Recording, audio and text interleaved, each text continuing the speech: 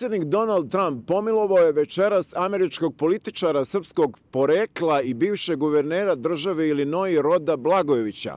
A mi se upravo nalazimo ispred njegove kuće u Čikagu i čekamo njegovo obraćanje novinarima. Rod Blagojević je proveo 8 godina u zatvoru pod optužbom za korupciju, a iz zatvora ga je oslobodio upravo predsednik Trump 2020. godine u svom prethodnom mandatu. Bivši guverner je svoje obraćanje novinarima započeo upravo rečima zahvalnosti upućenim novom predsedniku. On behalf of my wife Patty and our daughters Amy and Annie, we both together, and our daughters as well, want to express our deepest and most profound and everlasting gratitude to President Trump for what he's done today, for the full presidential pardon. I think about my relationship with President Trump, and it's really, well, he's always doing things for me, and he never asked me to do anything for him. I had a chance to be on his television show, and then he ended what was a long, long, hard nightmare. After 2,896 days in prison, nearly 8 years, President Trump pulled me out of there. And now he did this. And all I can tell you is that President Trump is a man who, when he sees things that are wrong, he rights them and puts an end to them. And Patty and I and Amy and Annie will always be grateful to President Trump and never, ever forget his kindness to us. A long time ago, when I was here in this house and Patty and I and our babies were asleep, 6 o'clock in the morning, and we got a phone call, and I thought it was a practical joke by my friend, State Senator Jimmy DeLeo, telling me they had a warrant for my arrest. It wasn't him, it was the FBI, and that was the beginning of what was and has been a long, hard nightmare for my family and for me.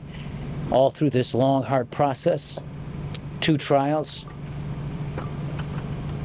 8 years in prison, I never ever wavered in my determination to prove to the people of Illinois and anybody else who's listening that I broke no laws, crossed no lines, never took a penny. It was all politics, routine political conversations that were begun by then-President-elect Obama, who sent an emissary to me to talk about making what this appellate court called a routine political deal when they reversed the so-called sale of the Senate seat. They were fake charges, and the big lie was told by the prosecutor and his office that did to me and my family what they did. But it's over. President Trump saw what happened, and how interesting it is that when someone goes through something like we went through, and he's gone through what he's gone through, it creates a certain understanding between people who sort of understand that something isn't right and something is wrong. Terrible thing that they did to me, a Democrat governor. Even worse, what they did to a Republican president, President Trump. And his resilience, his strength, his fortitude, his unwillingness to give in is an inspiration and an example of the kind of leader that he is. I could never give in. I want to say to the people of Illinois 2 things. Number 1, I never raised your taxes.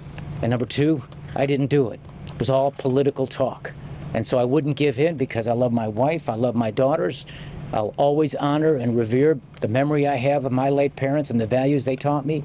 And I could never give in and sell the people of Illinois out and let these corrupt prosecutors criminalize things that are routine and legal in politics and take you away from me.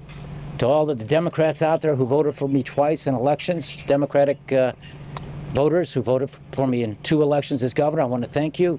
For all of those Republicans out there who voted against me in those 2 elections, I want to particularly thank you for the 2nd election. Had there been more of you in that one, I wouldn't have gone where I ended up going. But most importantly, I want to talk a little bit just about what's, I believe, the greatest constitutional crisis in American history since the Civil War. And that is this weaponization of prosecutors for political purposes, rigged courts. Iskoristili su pravosudni sistem za politički obračun. Nisam prekršio zakone, nisam pregazio liniju, nisam uzeo ni jedan peni, a osuđen sam za običnu političku konverzaciju, istakao je Blagojević. Broken justice system that is historically been racist in America now has become weaponized in America. And I also want to say how lawfare and the misuse of the power of prosecutors in the courts must never be part of the political process. Abraham Lincoln said it right when he talked about government of the people, by the people, and for the people. And that's what's at stake here. And so moving forward as we learn from the past, without bitterness, always remembering, I want to simply say that I'm determined to do whatever I can as a private citizen, volunteer my time and efforts to do the best I could to fight for justice and to do what I think is right. I'm going to wrap it up and introduce my lawyer, Leonard Goodman, here in 1 second, but I would like to share a quick little story about my early days in prison, way back in 2012, 2013, 2014, when they put me in a prison behind a barbed wire fence. The inmates call it the razor wire. This is fresh in my mind because I'm writing a book about that experience, and I can't help but forget the things that, some of the experiences I went through. And I remember one of my first visits to see Patty and our kids, and our little Annie was still only 8 years old. And before going in to see my family, there's a fee you have to pay, a price you have to pay before you can see your family, and it's being searched. Full body cavity strip search going in, a full body cavity strip search going out. And while I was doing one of those undignified things, a kind-hearted correctional officer, one of the prison guards, a man who was raised in the black churches and had a deep, abiding faith in the Christian faith, told me a story. He advised me, go read Genesis chapter 38 to 50, the story of Joseph. And at the end of that story, a man who was innocent was condemned to prison, but God favored him and pulled him out. At the end of that story, Joseph says to those who persecuted him and had something to do with what happened to him, his brothers who had sold him out, he said, what you meant for evil, God meant for good. I truly believe that as bad as this has been, I can't begin to tell you how blessed and fortunate I've always felt to be able to walk through life with Patty. It's been a most gracious thing. She defied the odds. 2 days after I was arrested, the Vegas odds makers had it 9-1 that she was going to leave. She didn't leave, she stayed. After 8 years of incarceration, when better than 90% of women, whether they're wives or significant others, and a man's in prison for more than 4 years, they don't stick around. So I've been blessed and fortunate to have fallen in love with and walked through life with my loving wife and our daughters. It was faith, hope, and love that brought us home. And so grateful to the people who've been supportive of us, who've been so kind with their words of encouragement through all those hard years. And again, above all, one more time, let me tell you from the bottom of my heart how deep my appreciation and gratitude is for President Trump. I believe President Trump is well on his way to being the most consequential president in American history since Franklin Roosevelt. He is going to change things and make things better, and among the things he's going to change, I believe, is going to save our democracy by putting a stop to weaponized prosecutions for political purposes and lawfare.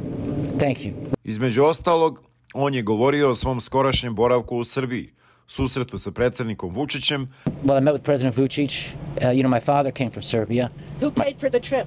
My father came from Serbia, and I was invited to go there and meet with him and do some business. A na pitanje da li će biti novi američki ambasador u Beogradu, samo je odmahnuo glavom. Rod, real quick, do you want the ambassadorship to Serbia? Can you comment on that? Are you in line for that position? No comment. Are you going to run for public office now that you're pardoned? She's here. No comment. On također nije želeo direktno da odgovori na pitanje reportera Newsmax Balkans da li će se kandidovati za gradonačelnika Čikaga na izborima 2026. godine.